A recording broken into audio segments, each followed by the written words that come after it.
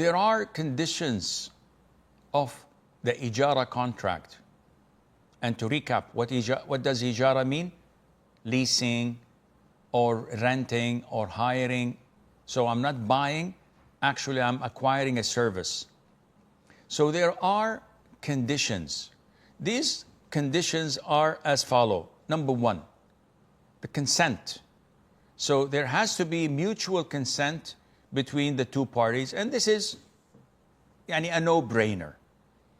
We can't force people to rent us their property. I can't force people to lease my car.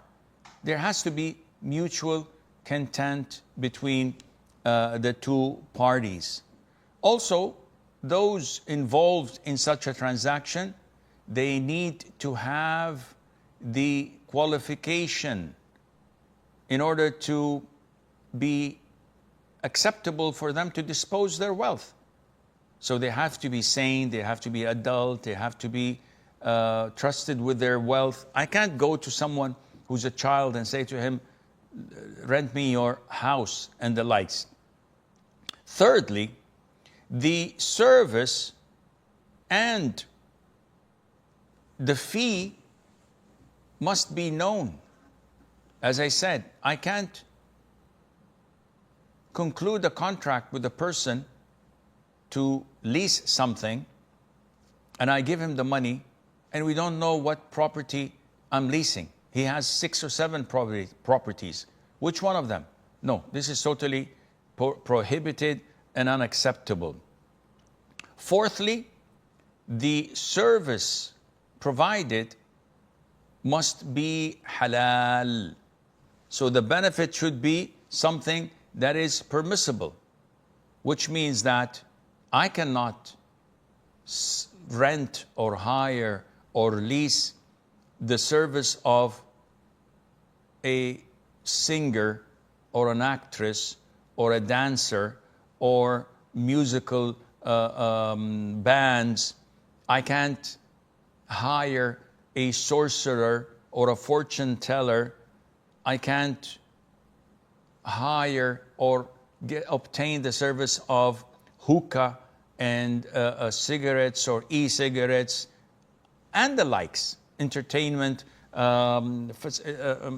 equipment such as DVDs, movies, rent movies and the likes.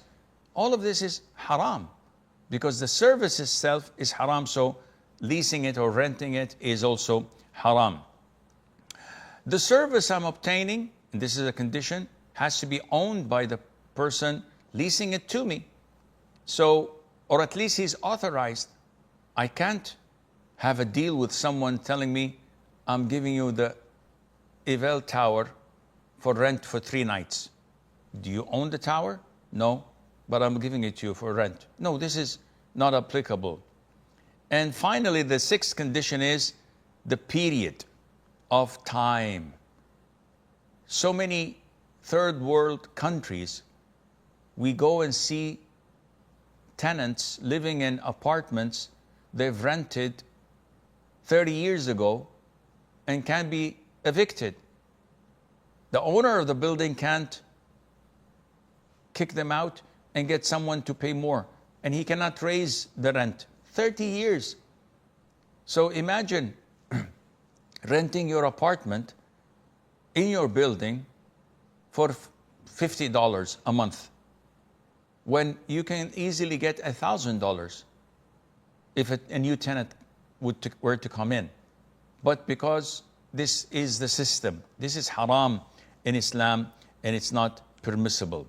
So again, the Prophet said, Allah Azza wa Jal says in the Quran, in the beginning of chapter 5, Surah Al-Ma'idah, وَتَعَاوَنُوا عَلَى الْبِرِّ وَالتَّقْوَى. Collaborate upon righteousness and piety, and do not collaborate upon transgression and vice or sin. Which means that any type of leasing or hiring or renting that would endorse or entertain haram is prohibited. Someone comes to me wanting to rent my house or property. I don't know anything about him. That's permissible. We sign and he goes.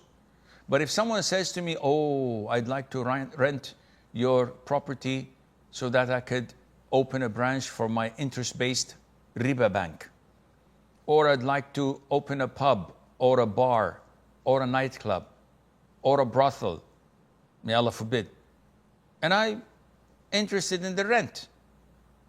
No, this is totally haram, and the rent I'm getting is also haram for this purpose.